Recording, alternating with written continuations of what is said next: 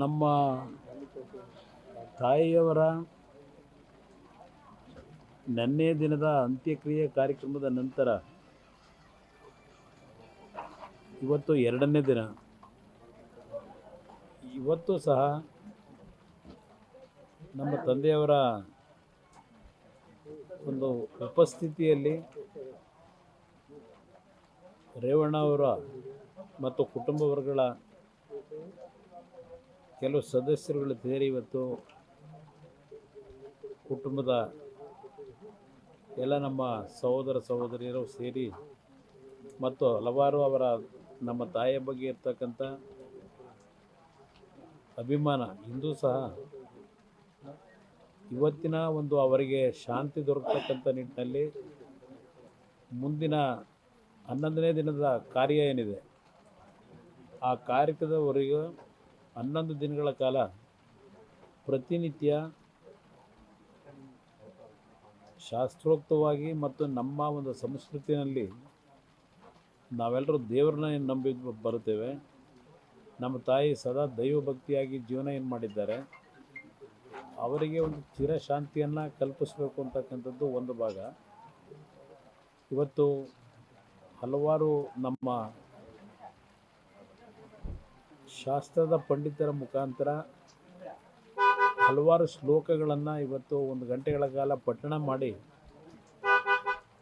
ಕಾರ್ಯಕ್ರಮವನ್ನು ಮುಂದುವರಿಸಿದ್ದೇವೆ. ಅದರಲ್ಲಿ ಎಲ್ಲರೂ ಭಾಗವಹಿಸಿದ್ದಾರೆ. ನಮ್ಮ ಪುಟ್ಟರಾಜು ಅವರು, ನಮ್ಮ ಮಾಜಿ ಮಂತ್ರಿಗಳು, ಬಾಲಕೃಷ್ಣ ಅವರು, ನಮ್ಮ ಚನ್ನರಾಯಪಟ್ಟಣದ ಶಾಸಕರಿರ್ಬೋದು, ಶಾಸಕರು ಅನ್ನೋದಕ್ಕಿಂತ ನಮ್ಮ ಕುಟುಂಬದ ಸದಸ್ಯ ಅವನನ್ನು ನಾವೆಲ್ಲರೂ ಸೇರಿ ಇವತ್ತು ಹಲವಾರು ಜನ ಈ ಕಾರ್ಯಕ್ರಮದ 2ನೇ ದಿನವೂ ಏನು ಭಾಗವಹಿಸಿದ್ದಾರೆ.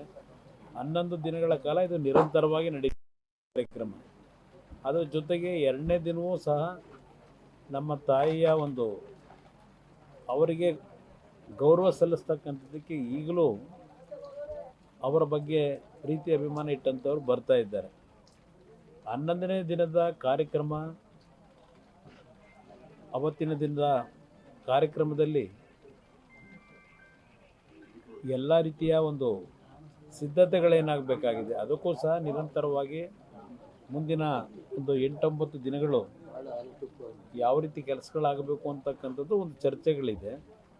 3ನೇ ದಿನದ ಕಾರ್ಯಕ್ರಮದಲ್ಲಿ ನಾಳೆ ಇವತ್ತು ಅವರ ಒಂದು ಸಮಾಧಿಗೆ ಹಾಲತುಪ್ಪವನ್ನು ಇವತ್ತು ಅರ್ಪಣೆ ಮಾಡತಕ್ಕಂಥದ್ದಕ್ಕೆ ನಾಳೆ 9-9:30ಗೆ ಕಾರ್ಯಕ್ರಮವನ್ನು ಹಮ್ಮಿಕೊಂಡಿದ್ದೇವೆ.